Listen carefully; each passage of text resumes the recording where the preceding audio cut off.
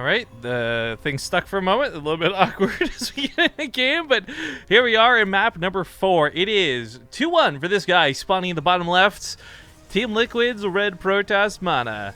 And I know we got some TLO people with emotes in chat and maybe some of the other Team Liquid fans. I want to see some Team Liquid emotes if you got them, guys. Let us know if you're cheering for MaNa in that Twitch chat.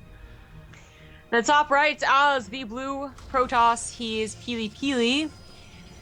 I don't know what emotes he got. He has got potato emotes where they dance, and they're actually super adorable. I know I saw somebody with them earlier, so if you could educate Zombie Grub with some PiLiPiLi emotes, that'd be great. But Sure. I made a tweet after that first game saying I wish I could high-five MaNa for that cool pylon attack. And PiLiPiLi, unfortunately, is like, hey man, that's not cool on Twitter. So... Oh, yeah, okay. I'm sorry, bro beats. I like PiLiPiLi. Like, I want to put that out there. Like I love MaNa. I like PiLiPiLi. There's no hate here. It's just we've seen a lot more from MaNa. PiLiPiLi, of course, being more focused on North America, and less us more focused on Europe. We've got to see a lot more MaNa. He's been in a lot more of the show matches and tournaments and you name it. Yeah. This is why he likes Fear Dragon. This is why people like Fear Dragon at all. Whoa. Oh, he's actually a really good guy. I can't say that. He's useless facts, man. Yeah, no, that's definitely why. But seriously, it's because like we see MaNa far more often than we see PiLiPiLi. Fear Dragon sees these NA guys far more often. So I guess nobody in chat wants to cheer for MaNa. I didn't see like any Team Liquid or any. Like, I had like one MaNa emote coming to chat. So I guess chat's rooting for PiLiPiLi on this one. Damn.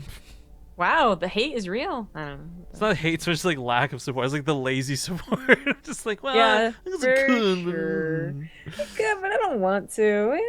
What's up? Okay, so interesting here with MaNa being the one to cut his mothership core this time. Well, yeah, and more interesting is his probe. It's in the main base. Yeah, I thought he was gonna do like another ninja move, go around the mineral lines. Oh, did the mothership core not see that for real? No, she's patrolling to see it. See, the mothership core comes out now. It can still fly across the map. It'll probably have enough energy for 2 overcharges by the time it does, if he's going to do the pylon attack again. I thought it was interesting because of with it being delayed, I thought we were going to see a Twilight Council or a Stargate, but then you put the pylon in as natural, which kind of looked like an expansion. So I'm kind of confused on what MaNa plans to do here. I wonder if this is just what MaNa does, you know? Like, changes his mind on a dime and says, he's a leaf on the well, wind. I have the pylon, so if I do want to expand, I can. But even if he doesn't expand, it's still a pylon. Watch out, PiLiPiLi! Yeah, watch out, man. He's going to put down 2 pylons. I think he's actually faking him out because he really didn't want him to look over here where the real pylon's going down. Hey. And, well, it is going to be a slower warp in. It's still the opportunity for a warp in. Now, the pylon placement here is very crucial to stopping these adepts from causing too much damage. The first overcharge is going to get a little bit of damage in, but as we see, without that second overcharge ready to go, which, again, if he had started his mothership core at the same time as PiLiPiLi, he would have had, it's only 5 kills. It's not that bad. It's so funny to see MaNa go for a robo with a proxy pylon in his opponent's base. Right? Like where's the Dark Shrine? Yeah, exactly. Where's the better option here? Now, that's not going to be useful because, you can attack at the front.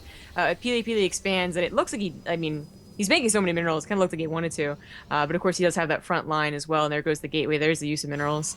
But that's going to be useful for also harassing the zealots. Either you're attacking at the front, or you're defending, and you warp in a couple of adepts. Now, these actually, they just look like they ran in.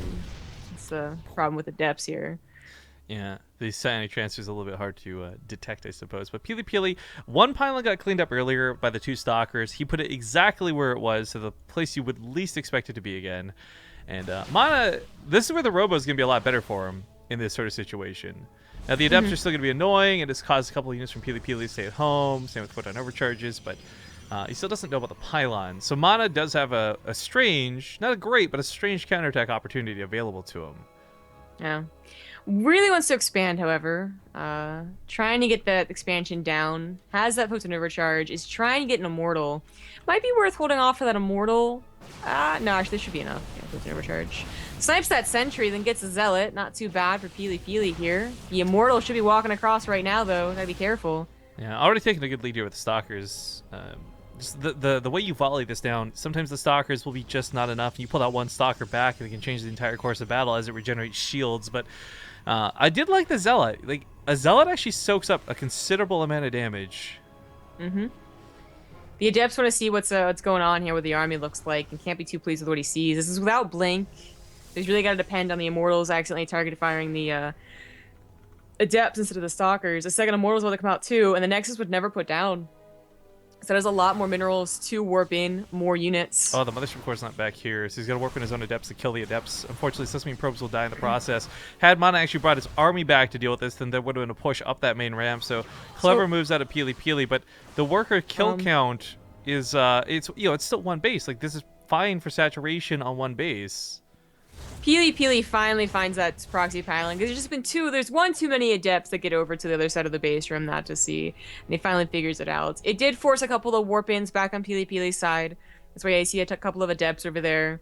His Mothership Core doesn't really want to join the army anyway, but I mean, that could have been a possibility if it wasn't for these Shades coming in.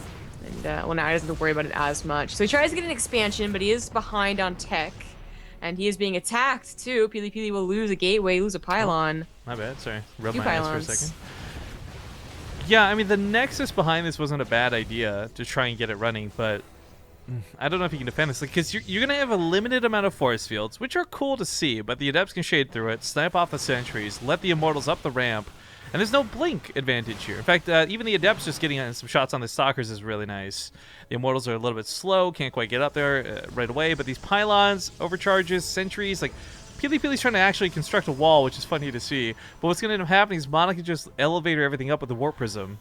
Like, literally, he doesn't need Blink. He's just going to pick everything up and slowly push it up here. So PiLiPiLi's put all his defense on the wrong side. Oh, dear. Warpin's coming in, too. And he's going to perhaps have an idea, like, wait, why didn't the attack come? What's happening? Mothership Core goes back to the main, but surprise, Mother Trucker, it's a bunch of Immortals in your base. In your face. MaNa could have gone for his own sentries and potentially just blocked him out of this ramp. PiLiPiLi's force field's really trying here. He just picks up and lifts over the force field. It's not an issue. The Immortal's, of course, a little out of position, but he's looking to use some Blink Micro, perhaps, through the Warp Prism. I say Blink here in air quotes because we all know it's just like a ghetto version of Blink.